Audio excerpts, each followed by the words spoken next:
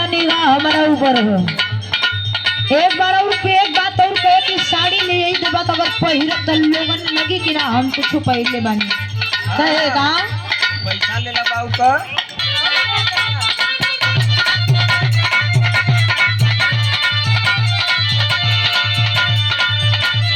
साड़िया में लागल सवारी आए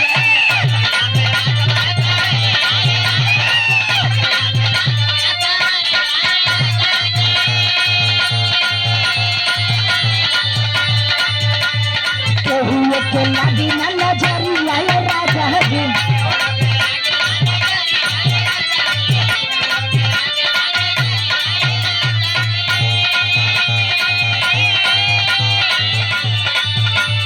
सड़िया में लागल सवारी आए राजा जी के लागी ना नजरी आए राजा जी।